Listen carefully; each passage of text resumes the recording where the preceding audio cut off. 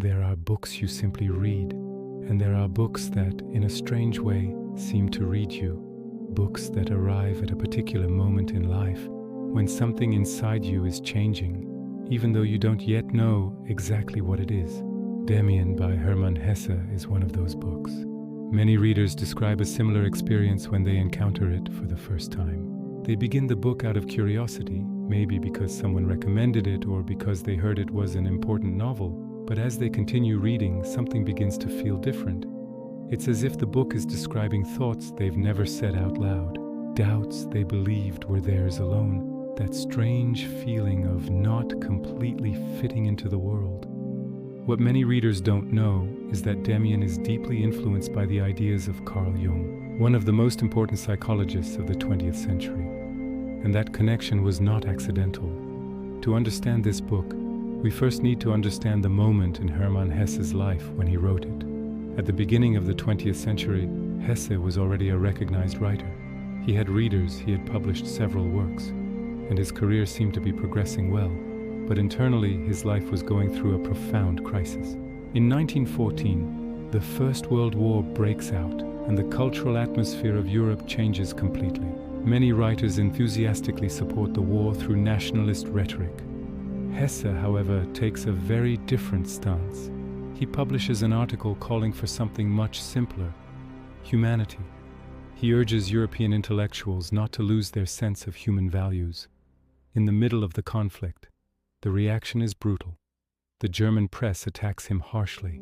He is called a traitor, a coward, unpatriotic, but that was not his only struggle.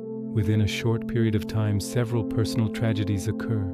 His father dies, his son becomes seriously ill, and his wife develops a severe mental illness. All of this happens almost at once. The emotional pressure is enormous. Hesse falls into a deep depression and begins to feel that his entire life is collapsing. It is at this moment that he makes a decision that would change his work forever. He begins psychological therapy. In 1916, he starts treatment with Joseph Lang, a doctor who was part of Carl Jung's close circle. This would become crucial because Jung was developing a completely new way of understanding the human mind.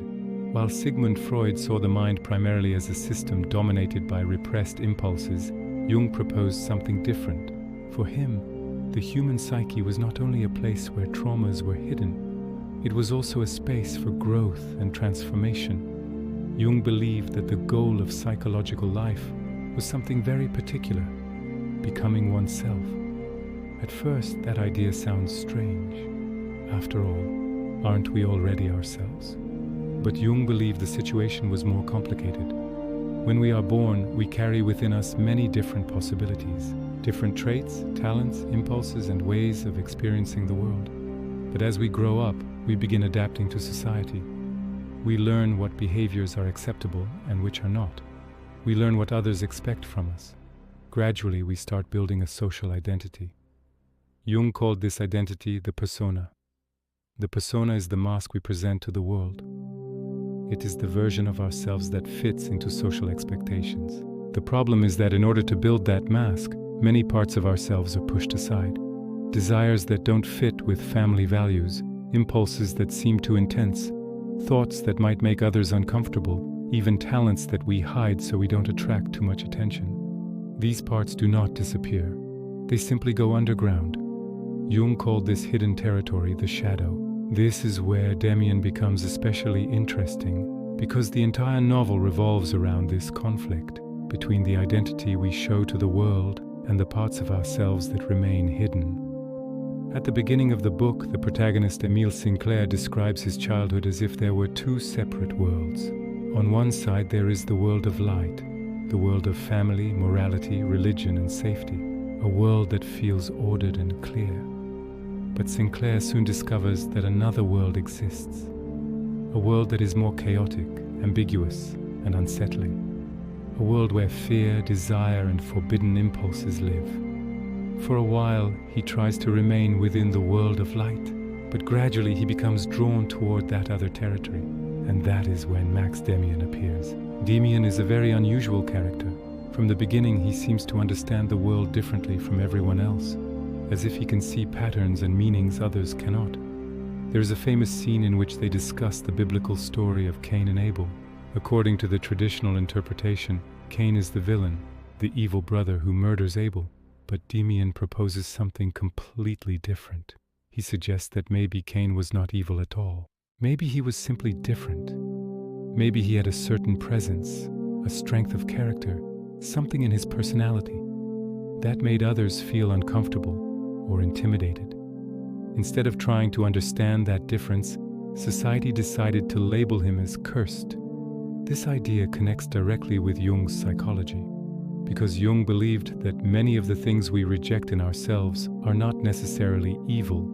Sometimes they are simply energies that society does not know how to handle. The shadow does not always contain the worst parts of us. Often it contains the most authentic ones. Creativity we never developed, ambition we suppressed, independent thoughts we learned to hide in order to fit in. Demian therefore acts as a kind of guide for Sinclair, someone who encourages him to look inward without fear. As the story progresses, one of the most mysterious symbols of the novel appears, Abraxas.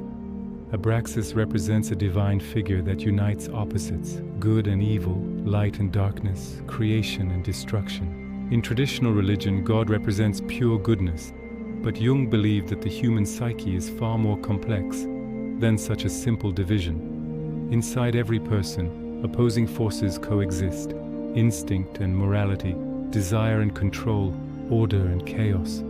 Trying to eliminate one side does not create harmony. It creates inner conflict. Real psychological growth happens when a person learns to recognize these contradictions within themselves and begins to integrate them. That is what Abraxas symbolizes, not purity but wholeness. Throughout the novel, Sinclair undergoes a profound transformation. At the beginning, he is an insecure young man who seeks approval and fears stepping outside the correct path. But little by little, he begins to question everything that once seemed obvious: the morality he learned as a child, the social rules around him, and even the way he understands his own identity. This process is what Jung called individuation. Individuation is the process through which a person discovers who they truly are.